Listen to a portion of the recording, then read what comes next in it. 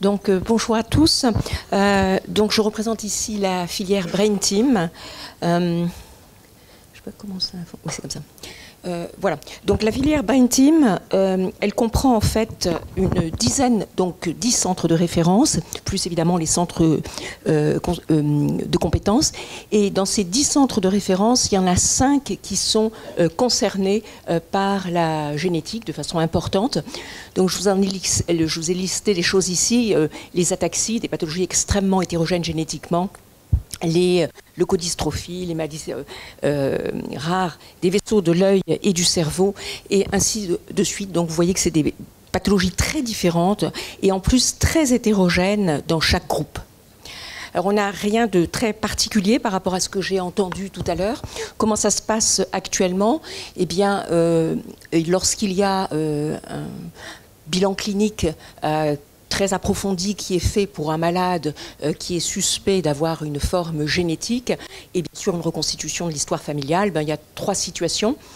La première situation, c'est le phénotype est très évocateur d'une mutation dans un gène donné, puisqu'il en reste encore, si je prends par exemple le Huntington, et donc il y a une analyse du gène ciblé. La situation la plus fréquente, c'est le phénotype est typique, mais d'un groupe de maladies, et dans ce groupe de maladies, il y a beaucoup de gènes à tester, et dans ce cas-là, c'est les panels NGS. Le pourcentage de positifs va varier selon les groupes de pathologies. Ça varie, en fait, j'ai écrit 7 à 35, mais c'est plutôt 7 à 45, c'est quelques pathologies pour lesquelles on arrive jusqu'à 45%.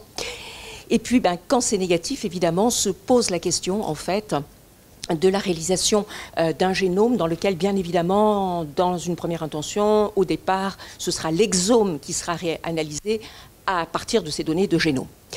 Et puis il y a une situation beaucoup plus rare, je dirais, où on se pose la question d'emblée d'éventuellement réaliser une analyse d'exome avec l'outil génome, qui est un phénotype atypique, mais avec soit une forte composante familiale, soit un signe associé particulier qui fait que vous avez repéré plusieurs patients ayant ce même phénotype très particulier pour lequel il n'y a pas de gène identifié, parce qu'il faut ensuite, bien évidemment, pouvoir interpréter les données. Voilà, donc bien sûr, après, en espérant qu'on ait identifié le gène. Alors moi, j'ai préféré, en fait, en accord avec tous les membres de Brain Team, en fait, ne pas donner des consignes, mais vraiment pointer et mettre en avant les problématiques et les points importants qu'il faut prendre en compte. Bon, d'abord, je crois que ça a été présenté par plusieurs autres orateurs.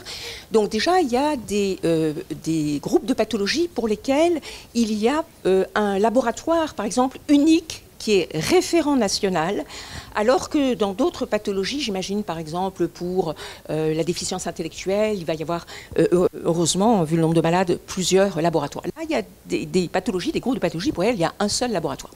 En même temps, on imagine mal, vous voyez, de faire remonter tous les malades dans toutes les situations sur un seul circuit qui serait national. Ça nous paraît pas possible, en tout cas pour un certain nombre de ces groupes de pathologies. Il nous a semblé aussi très important, mais d'autres l'ont dit, je fais que le répéter, qu'il est très important de prendre en compte les compétences respectives des spécialistes d'organes, des généticiens, qu'ils soient molécularistes ou qu'ils soient cliniciens. Il y a des endroits où le généticien clinicien n'est pas du tout impliqué dans la pathologie, le groupe de pathologie en question, et c'est le spécialiste d'organes qui va être au premier plan. À l'inverse, on peut avoir des généticiens cliniciens très spécialisés. Donc en fait, tout ça est vraiment à prendre en compte. Et donc il nous semble que, en tout cas pour notre filière, il faut une articulation qui soit à la fois régionale, autour des CRMR régionaux, et puis une articulation nationale pour certains groupes de pathologies. On pourra en discuter après. Et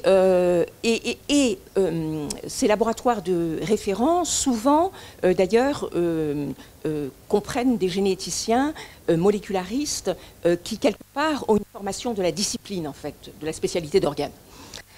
Voilà. Et surtout, ce sur quoi on veut vraiment insister, c'est la souplesse. Je pense que, et c'est la prochaine diapo, il faut vraiment ne pas se mettre dans un carcan unique d'organisation de RCP.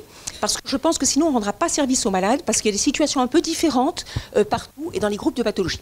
Donc le grand mot qu'on a pour nous, c'est souplesse, une demande de wall exome, en fait, attention, dossier clinique au premier plan, c'est crucial, et puis spécialiste d'organes, généticien clinicien, généticien moléculaire, et les autres parfois. On l'a vu tout à l'heure, il y avait la NAPAC, de temps en temps on a ça dans nos dossiers aussi à nous. Et ça, c'est pour la RCP de prescription. La RCP de retour, ben, c'est les mêmes, sauf que là, il faut absolument le généticien référent, bien sûr, bien évidemment. C'est difficile de tout planifier. Il y a des RCP déjà dans plusieurs de nos CRMR qui existent, mais pas encore au stade, j'allais dire, qu'il faudrait pour ce qui va se passer pour le whole genome. Alors, j'ai mis là les points pratiques.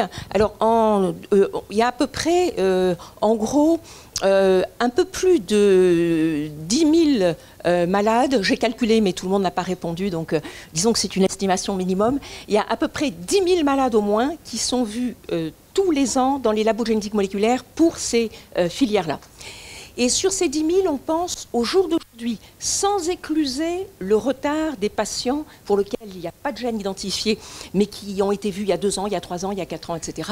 Sans parler de ça, on est à peu près à 1500 par an. On voudrait vraiment insister sur plusieurs points. Pas de procédure unique. Comme d'autres l'ont mentionné, attention, on a peut-être une petite particularité, mais certainement d'autres l'ont. Parfois, refaire un prélèvement de novo et réobtenir un consentement, pour certaines de nos maladies, les malades sont morts entre-temps. Hein, donc ces maladies sévères, ça soulève une question. L'interprétation des résultats, comment on va faire? Est-ce que pour interpréter les résultats, il va falloir être labo de biologie moléculaire de référent, donc à l'AP, on est très mal positionné, hein, parce que la majorité des labos AP ne seront pas COFRAC à la date de mise en place, donc c'est un petit peu compliqué. Et comment on fait pour les cotations, en fait, à la fois des RCP, des actes, etc. Donc rien de... Voilà.